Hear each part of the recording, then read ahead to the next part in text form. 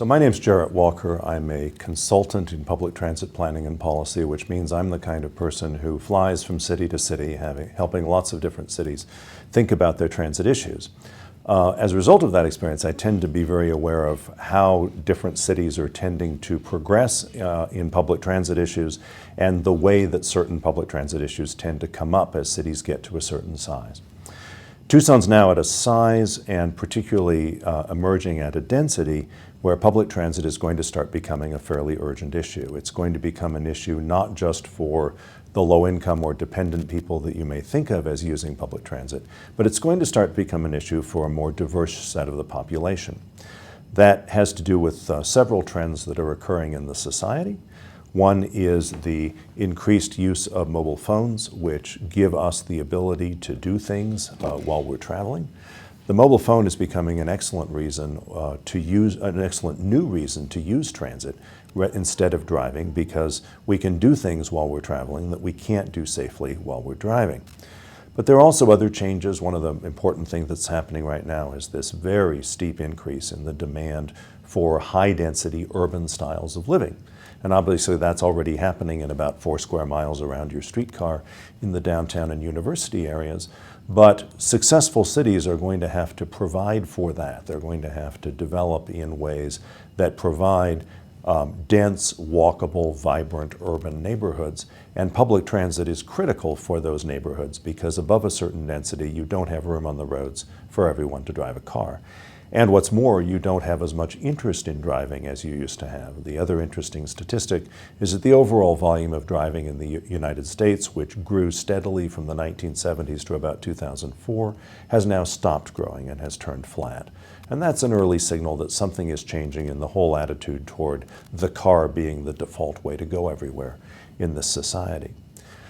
Because of those issues and because of an interest in those issues on the part of a number of local elected officials and civic leaders, we were hired to run a stakeholder workshop, an opportunity for some key civic leaders to come together and think together about their own transit future and about what kind of transit system they want in the future. Today we presented the results of that process, which have led to an initial sketch plan for what the Tucson transit system of the future might look like, including both where you might make the so-called high-capacity transit investments, like light rail and bus rapid transit, but also, very importantly, where you want just your high-frequency local transit network to run. It turns out that that high-frequency local network, bus service that's coming every 15 minutes or better all day so that it's always coming whenever you need it, is a crucial tool for generating high ridership across the city and for meeting a lot of the transit needs of the city. In fact, in Portland, we are now able to observe that the difference in ridership, the difference in productivity between high-frequency service and low-frequency service is bigger than the difference between bus and rail.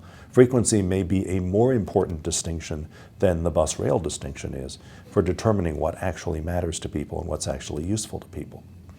That's understandable because when service runs very frequently, it becomes possible to connect when 2 routes cross, and so you can start to use the network to go many different places, not just downtown. And that's why we tend to get enormous ridership payoffs when we increase frequency. So one of the basic things that the workshop has done in the materials I presented today were to present a long-term map of priorities for continuing to turn up frequencies to the 15-minute level so that we get the most extensive possible 15-minute network. Obviously, that has to focus on places where the land use pattern, the development pattern is conducive. That means generally places that are denser, places that are walkable, so that it's possible to get out to a transit stop. It's also beneficial that they be arranged in straight lines so that transit can run simple, logical, straight line paths that connect many different destinations. Where we have those considerations, when we have those conditions, as you do in many parts of Tucson, it's quite viable to imagine a high-frequency network that makes it easy to get between any 2 points in that area very quickly. And that is the essence of the vision that's being talked about here.